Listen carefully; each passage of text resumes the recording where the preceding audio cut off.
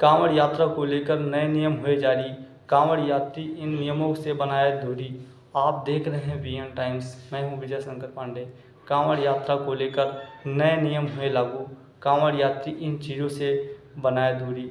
हिंदू धर्म में सावन के महीने की शुरुआत के साथ ही कांवड़ यात्रा भी शुरू हो जाती है। सावन के साथ ही कांवड़ यात्रा को लेकर शिव भक्तों में काफ़ी उत्साह देखने को मिलता है। हर साल लाखों की संख्या में कांवड़िए हरिद्वार से गंगाजल लेकर अपने क्षेत्र के शिव मंदिर में जाते हैं और शिवलिंग का जलाभिषेक करते हैं। कांवड़ यात्रा को लेकर शास्त्रों में कई महत्वपूर्ण नियम बताए गए हैं, जिनका यात्रा के दौरान पालन करना बेहद ज़रूरी होता है। कांवड़ यात्रा के नियम में किसी भी तरह की ढीली नहीं दी जाती और अगर इन्हें तोड़ा जाता है तो भगवान शिव नाराज भी हो सकते हैं। मान्यता है कि कांवड़ यात्रा पूरी करने वाले पर भोलेनाथ की विशेष कृपा बरसती है।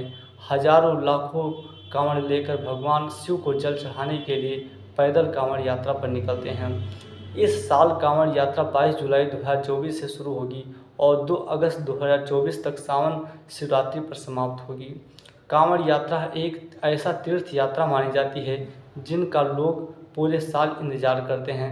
कांवड़ यात्रा कैसे की जाती है? सावन के महीने में शिव भक्त गंगा तट पर कलश में गंगाजल भरकर कांवड़ पर बांधकर कंधे पर लटकाकर अपने क्षेत्र के शिव मंदिर में लाते हैं और शिवलिंग पर गंगा जल चढ़ाते हैं। शास्त्रों के अनुसार भगवान परशुराम ने सबसे पहले कांवड़ यात्रा शुरू की थी।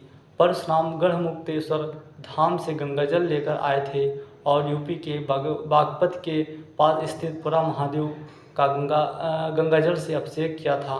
तभी से कांवड़ यात्रा करने की परंपरा चली आ रही है। कांवड़ यात्रा करने वाले भक्त को कांवड़िया कहा जाता है। कांवड़ यात्रा पर जाने वाले भक्तों को इस दौरान विशेष नियमों का पालन करना होता है। इस दौरान सभी शिव भक्त को पैदल यात्रा करनी होती है। यात्रा के दौरान भक्तों को सात्विक भोजन करना होता है। साथ ही कांवड़ को आराम करते समय जमीन पर नहीं रखा जाता है। ऐसा करने से कांवड़ यात्रा अधूरी मानी जाती है। कांवड़ यात्रा के दौरान श्रद्धालुओं को किसी भी तरह की नशीले पदार्थ, मांस, मदिरा या मांसाहारी भोजन का सेवन नहीं करना चाहिए। कांवड़ यात्रा पूरी तरह पैदल की जाती है। यात्रा की शुरुआत से लेकर अंत तक पैदल ही यात्रा की जाती है।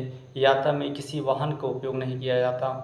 कांवड़ यात्रा में केवल गंगा जल या किसी पवित्र नदी का जल ही रखा जाता है, किसी कुएं या तालाब का नहीं।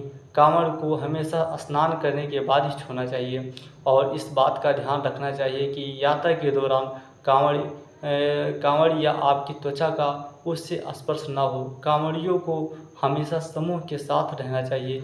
कांवड़ यात्रा के दौरान इस बात का ध्यान रखना चाहिए कि अगर आपका कहीं ठहरे हुए हैं तो कांवड़ को ज़मीन या किसी चबूतरे पर ना रखें। कांवड़ को हमेशा किसी स्टैंड या टहनी पर लटका कर रखें। अगर गलती से कांवड़ ज़मीन पर रख दी जाए तो कांवड़ में दोबारा पवित्र जल भरना पड़ता है।